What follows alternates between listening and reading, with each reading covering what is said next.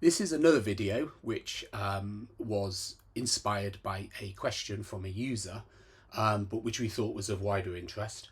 And essentially what the user wanted to know was, how can they find out when a particular row, a particular column in a row, is at its highest value today? They were interested in prices, and they wanted to know when the price in any row had hit its highest value. Each time it does that, they wanted to know. And they asked whether you can do that in AdapTable, and you can, and it uses observable alerts, which, as the name implies, are alerts which observe your changes and then react accordingly. So the quickest way is probably to create it. There is a whole page here where we talk about all the different types, but let's create that alert. Now obviously we don't have prices, so what we will do is we will do it with GitHub stars, and what we would like to know is, tell me for any row whether the GitHub star is the highest value for today. Now we don't have ticking data in this grid. If we did, then it would work on that, but we will kind of edit the data.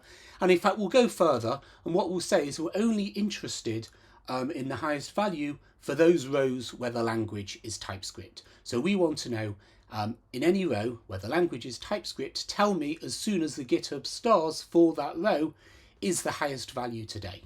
So we do that, as I say, through creating an alert.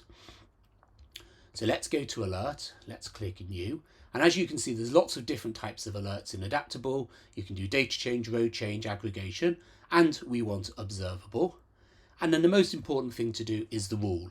And the rule is really in 3 or 4 parts. So the first thing you need to decide is, are you observing on a row by row basis, which is what we are because we want to know in any row, or do you just want to know for the whole grid? You know, tell me if anywhere in the grid this is the highest price for the whole grid.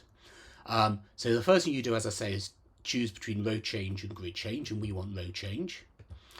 And then within row change, you can take one of 4 values. The first is a count, so that would be, tell me if this is the nth time it's changed today. So let's say you want to know, I want to know as soon as any particular row, the column in a particular row changes 10 times, or the grid changes 10 times. So then you'd use count and with 10.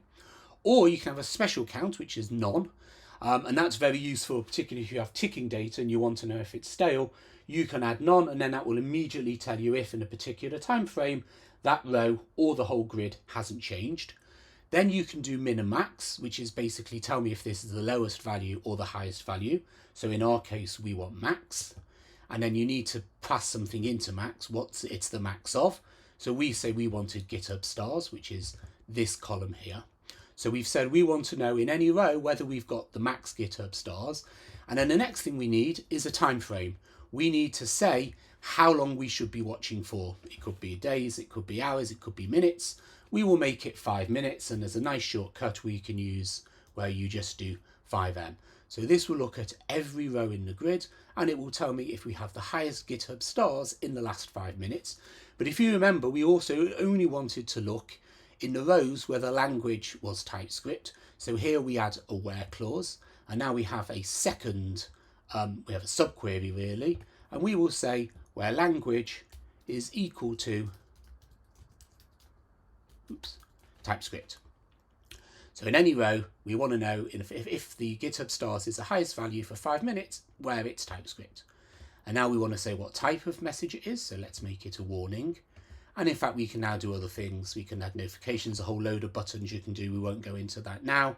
And there's various behaviors. In fact, why don't we just highlight the cell, and we will use the message type.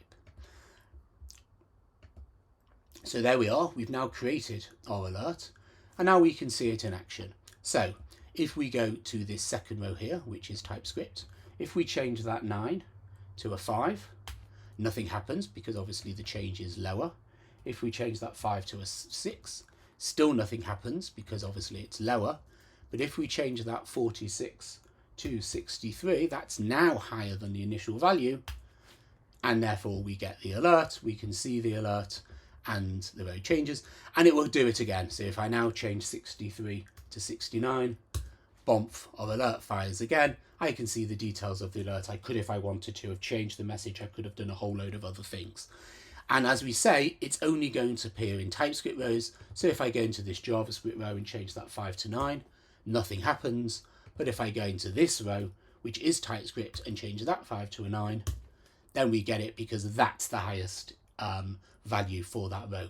So there we are. That's how you can use observable alerts to check as your data changes. It can be ticking, as I say, or it can be edited, and you can have complete control over what is observed and how AdapTable will react to it, how it will show the alert. I hope that was interesting. If you've got any questions, please get in touch.